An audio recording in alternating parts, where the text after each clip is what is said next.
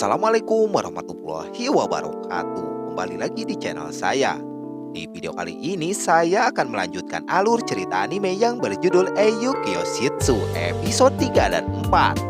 Oke, tak usah berlama-lama lagi, langsung saja ke alur ceritanya.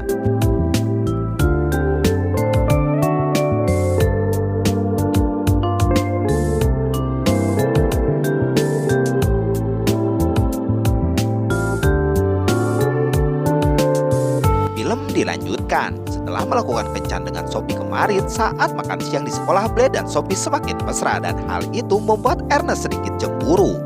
Saat sedang makan siang, Ernest memberitahu teman-temannya bahwa kepala sekolah akan membawakan makhluk sihir ke sekolah dan itu akan menjadi latihan murid tingkat lanjut. Saat sedang santai makan dan mengobrol, tiba-tiba makhluk sihir yang dikatakan datang ke sekolah dan membuat para murid dan penjaga panik. Kemudian Blade menghampiri monster sihir yang berupa naga itu dan Blade dengan mudah mengalahkan monster naga itu menggunakan tangan kosong.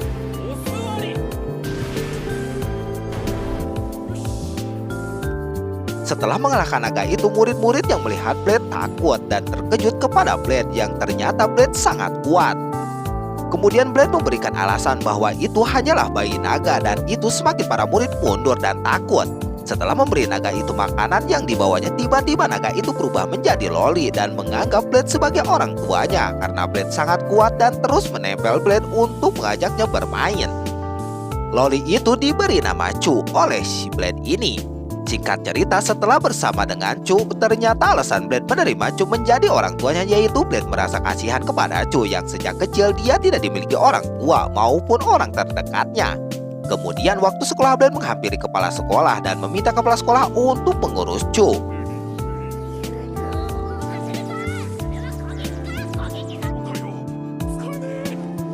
Kemudian setelah selesai sekolah, Blade kembali ke asrama dan menemukan Chu yang sedang bermain boneka. Saat sedang Chu bermain boneka, Blade mendengar Chu menamakan boneka itu. Tapi pada saat menamakan boneka itu, Blade mendengar nama-nama yang belum pernah dia ketahui dan itu membuat Blade sedih dan membenturkan kepalanya sendiri ke tembok karena kesal.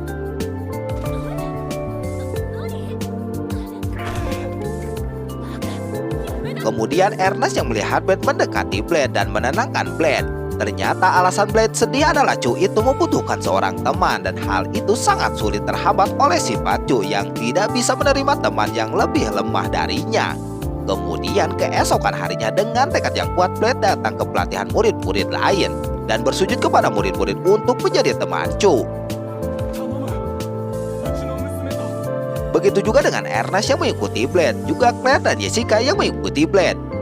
Dan setelah meminta untuk berteman dengan Chu, akhirnya murid-murid menerimanya dan akan melawan Chu biar Chu menganggap semua murid sebagai temannya. Kemudian murid-murid itu melawan Chu dengan sekuat tenaga. Pasukan itu dipimpin oleh Ernest yang menjadi kaptennya.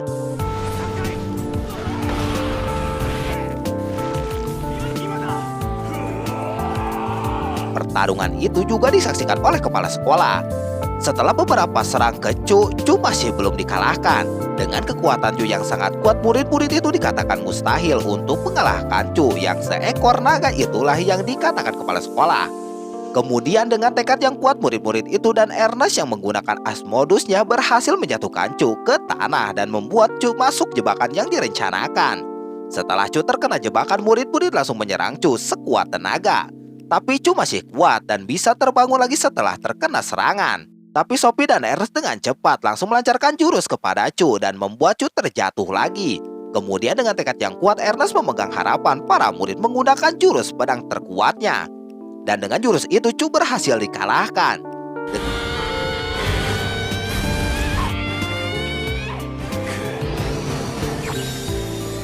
Dengan kekalahan itu Chu sangat sedih dan beranggapan bahwa Blade akan membuang Chu karena Chu lemah. Tapi Blade tidak berpikir begitu dan tetap menerima Chu sebagai anaknya dan membuat Chu berteman dengan semua murid. Setelah pertempuran itu, Claire dan Chu semakin dekat hingga menyuapi Chu waktu makan siang.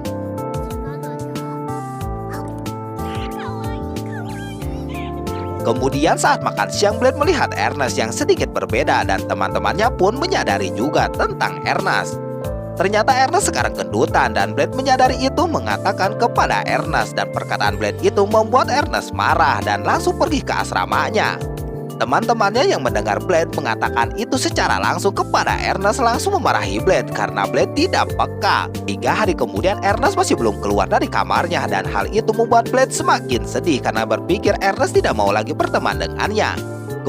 Kemudian Blade dengan temannya pergi ke kamar Ernest dan pas masuk Blade dan teman-temannya kaget karena Ernest semakin gendut karena terus makan.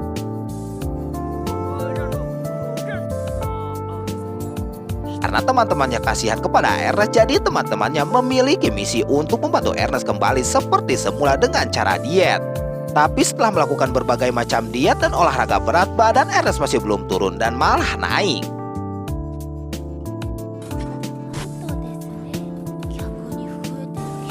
Claire kemudian mengatakan kepada Ernest bahwa harus ada hal yang drastis untuk menurunkan berat badannya. Ernest berpikir hal drastis dan menemukan ide bahwa dia harus berlatih jurus pedang. Ernest kemudian mengajak Blade untuk menggunakan jurus pedang itu dan melindungi Ernest jika terjadi apa-apa. Ernest pun mulai menggunakan jurus dan membuatnya terbakar oleh api Asmodeus. Kemudian karena penasaran, teman-temannya Ernest datang melihat Ernest. Setelah membiarkan dirinya terbakar api Asmodeus, kini berat badan Ernest turun dan membuatnya berubah menjadi penampilan seperti tubuh leluhur pertamanya dulu.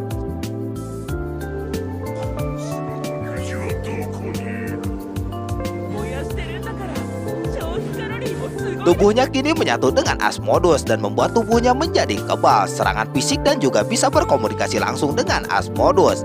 Tapi karena perubahan tubuh itu memakan energi yang banyak, tiba-tiba tubuh Ernest pingsan karena kelaparan. Tubuh Ernest yang pingsan kemudian terbangun dan mengamuk akan menyerang teman-temannya. Tapi saat menyerang, Blade langsung mengalahkan Ernest yang sedang mengamuk dan berhasil mengembalikan tubuh Ernest seperti semula. Nah, inilah akhir dari episode 3 dan 4. Gimana kelanjutannya? Tunggu di video selanjutnya. Wassalamualaikum warahmatullahi wabarakatuh.